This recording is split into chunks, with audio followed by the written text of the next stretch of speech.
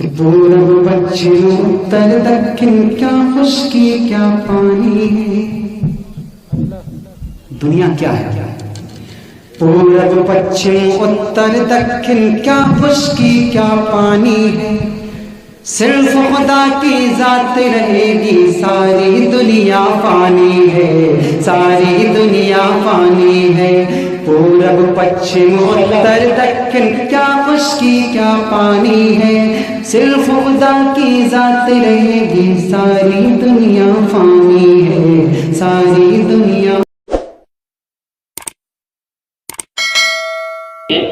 جس کو جس دل میں جس عبادت میں دل لگے، کسی کو نماز پڑھنے میں دل لگ رہا ہے نماز پڑھے، کسی کو قرآن کی تلاوت میں دل لگ رہا ہے قرآن کی تلاوت کرے، کسی کو ذکر و اذکار کرنے میں دل لگ رہا ہے وہ ذکر و اذکار کرے، کسی کو دعا مانگنے میں مزہ آ رہا ہے وہ دعا مانگے. جس کو جس عبادت میں لطف آئے اور مزہ آئے وہ اس عبادت کو انجام دے. شب برات کی رات عبادت کی رات ضرور ہے، لیکن خاص کر دینا عبادت کے لیے اور اجتماعی طور پر اہتمام کرنا، اس کی شریعت میں صحابہ کرام رضوان اللہ علیہم اجمعین سے اجازت نہیں ملتی ہے، ثبوت نہیں ملتا ہے.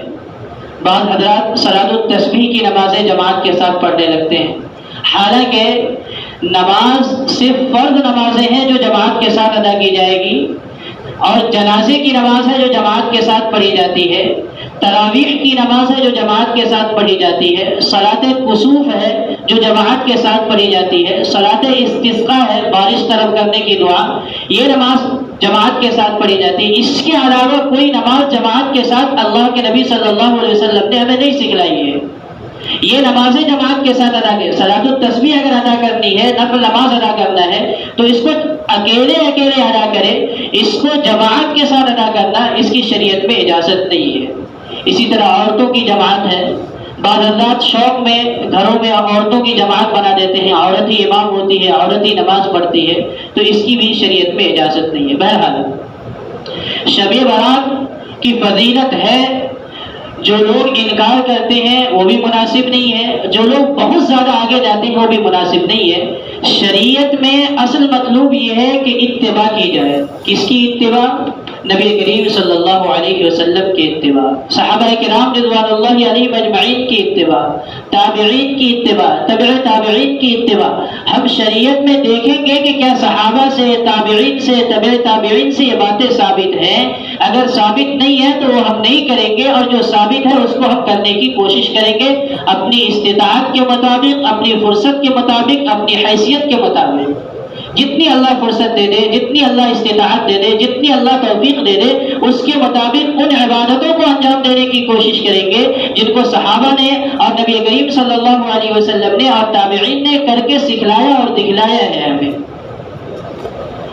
تو اللہ کے نبی صلی اللہ علیہ وسلم سے 10 صحابہ کرام رضوان اللہ علیہ مجمعین سے تقریباً شب برات کی فضیلت کے سلسلے میں الگ الگ روایتیں مروی ہیں. حضرت معاذ رضی اللہ تعالیٰ عنہ فرماتے ہیں کہ نبی کریم صلی اللہ علیہ وسلم نے فرمایا کہ 5 راتیں ایسی ہیں کہ ان راتوں میں اگر کوئی بندہ مرد ہو یا عورت ہو جاگے اور اللہ کی عبادت کرے تو اللہ تبارک و تعالیٰ اس کے لیے جنت کے واجب ہونے کا فیصلہ لکھ دیتے.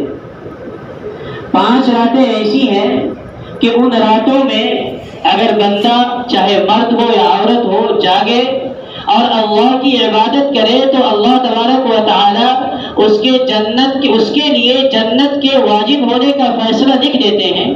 ان 5 راتوں میں سے ایک رات شب برات ہے، دوسری رات شب قدر ہے، تیسری رات عید الفطر کی رات ہے، چوتھی رات عید الاضحیٰ کی رات ہے، اور 5ویں رات 9ویں ذی الحجہ کی رات ہے.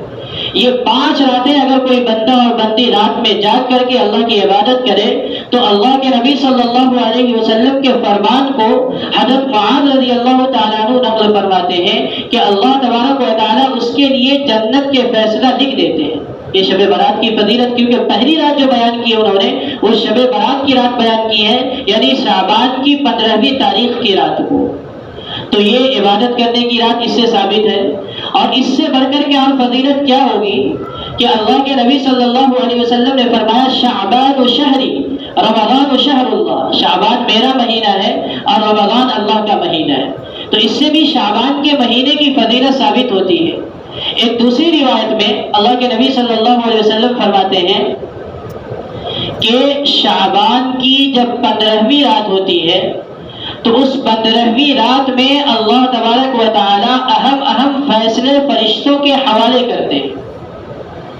ایک تو اللہ نے دنیا کو پیدا کرنے سے پہلے ہی کب تک دنیا باقی رہے گی اور دنیا میں کب کون سے واقعات پیش آئیں گے، کون سے تاریخ کو کون انسان پیدا ہوگا، کیا کرے گا، کیا کمائے گا، کیا کھائے گا، کب مرے گا، یہ تمام چیزیں اللہ تبارک و تعالیٰ نے دنیا پیدا کرنے سے پہلے ہی لکھ کر لوح محفوظ پر جمع کر دیا، لوح محفوظ میں لکھ دیا. لیکن شعبان کی 15ویں رات کو اللہ تبارک و تعالیٰ 1 سال کی لسٹ فرشتوں کے حوالے کرتے ہیں. ان فرشتوں کے حوالے کرتے ہیں جن کے ذمے ڈیوٹیاں ہوتی ہیں. کس کو مرنا ہے، اس سال میں 15 شعبان سے لے کر کے اگلے سال کی 14 شعبان تک کتنے لوگ اس دنیا سے جائیں گے اس کی لسٹ دے دی جاتی ہے. کتنے لوگ پیدا ہوں گے اس کی فہرست دے دی جاتی ہے. کیا آدمی کمائے گا، کیا کھائے گا. بعض دفعہ ایسا ہوتا ہے کہ 15ویں شعبان میں کی رات میں اللہ تبارک و تعالی ملک الموت کے حوالے کسی بندے کی موت کا نام دے دیتے ہیں اور وہ بندہ 10 سال 20 سال کی تیاری کر رہا ہوتا ہے، پلاننگ کر رہا ہوتا ہے کہ مجھے اگلے 10 سال میں یہ کرنا ہے، 15 سال میں یہ کرنا ہے، 20 سال میں یہ کرنا ہے. حالانکہ شعبان کی 15ویں رات میں ان کے مرنے کی لسٹ فرشتے کے حوالے کر دی جاتی ہے. تو اہم امور اللہ تبارک و تعالی شعبان کی 15ویں رات کو فرشتوں کے حوالے کرتے. تو یہ بھی 15ویں رات کی ایک فضیلت ہو گئی.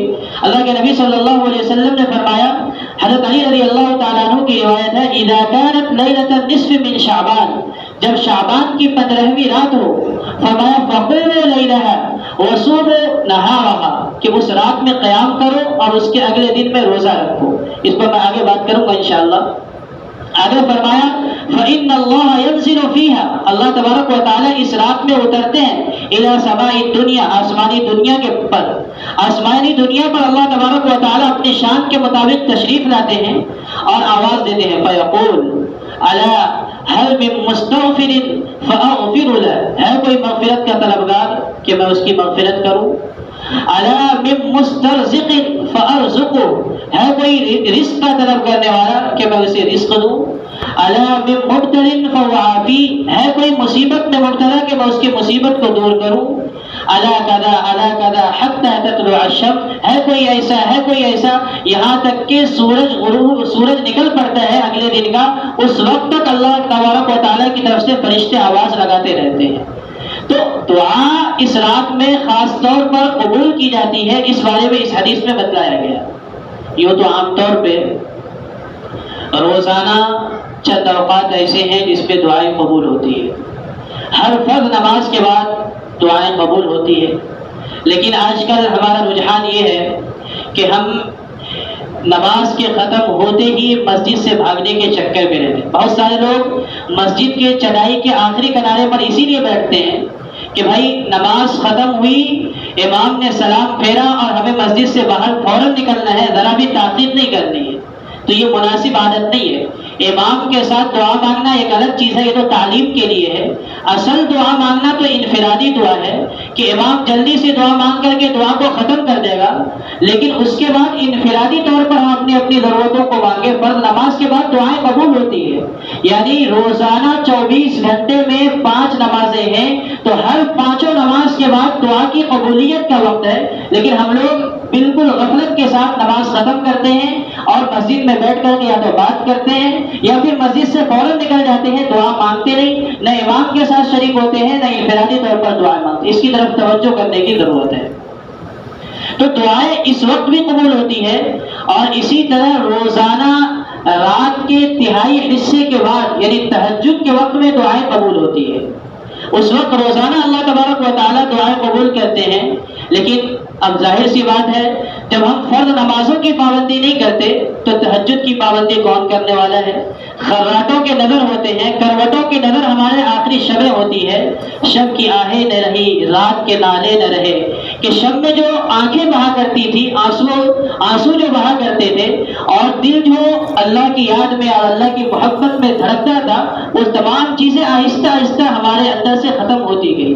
رات کے نالے نہ رہے اور شب کے نالے نہ رہے، دل کی آہیں نہ رہی، قلب کی آہیں نہ رہی۔